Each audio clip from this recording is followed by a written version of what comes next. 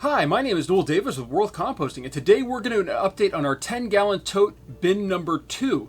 This is the one that for the longest time we had a plastic bag over the top of it, and we were using it to really hold that moisture in. Well, over time it worked out to be too moist, and we're trying to dry it out. I took the bag off completely, we removed it from the bin. I still have the lid on, and I might have to take that off this time too. It's been 11 days since the last update. I'm hoping it'll dry out a little bit, but we might take taking the lid off to really get that air to move through and really dry it out. I'm hoping that if in doing so that I don't actually have the other issue where it gets dry on top and there's really, really moist underneath, which I've had happen in some of my systems. And that can be another issue where it almost becomes like a crust-like material on the top, and you have to constantly churn it to keep it from just drying unevenly. But we'll see. But we'll take a look. We're going to see if it needs some food and how it's coming along. So let's go and take a look at this system. Alright, here we are with bin number 2. Our last update was on the 6th, and today is the 17th, so it's been 11 days. Let's see how this looks on the bottom here. And that's pretty wet. So we got a lot of water here on the bottom. We actually have a worm all the way up here.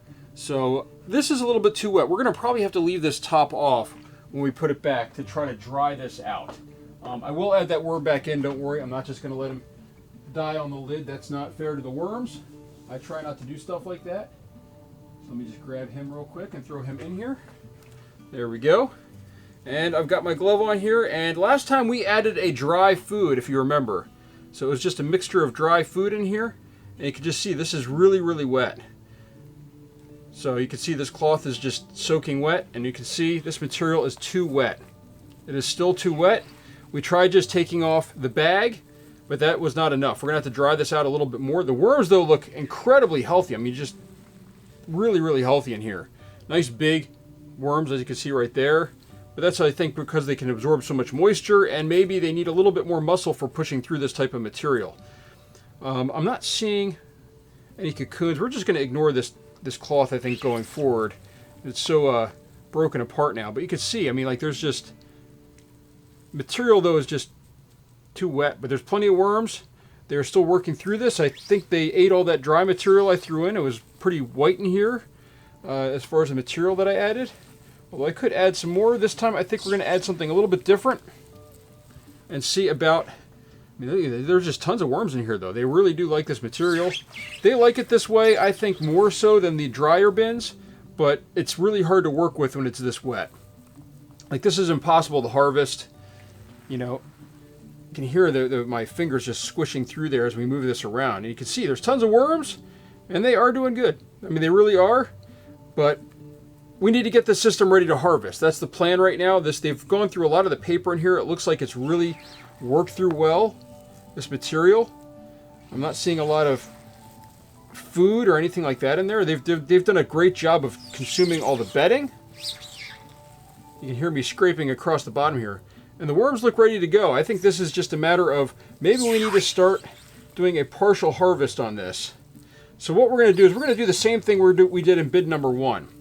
So first off, we're just mixing this up a little bit, trying to get air into all these crevices.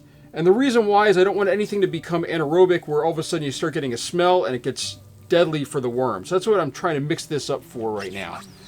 I don't do this very often where I just mix everything up, but this bin really does need it. It just needs that aeration to it to make sure that we don't get a really bad system here going.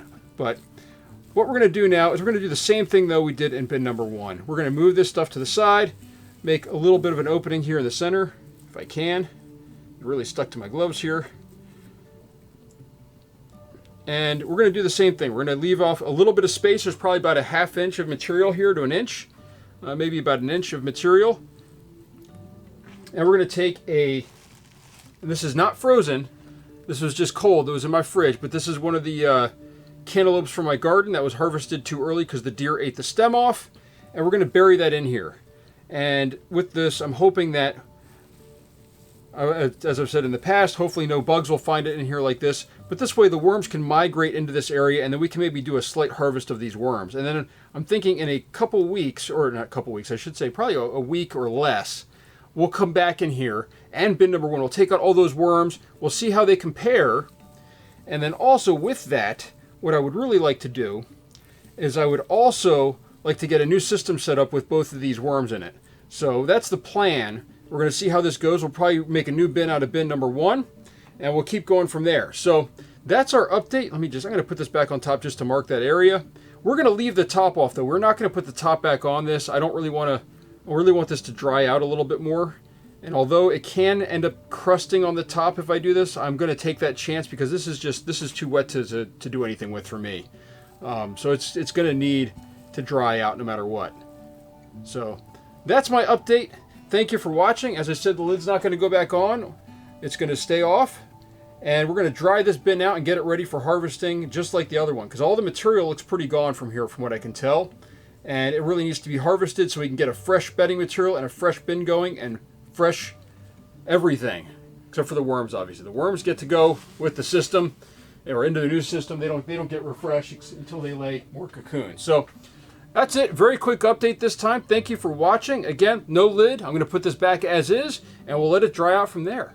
So let me know what you think and what you guys think about the this system as far as harvesting, where I put one piece of fruit in it.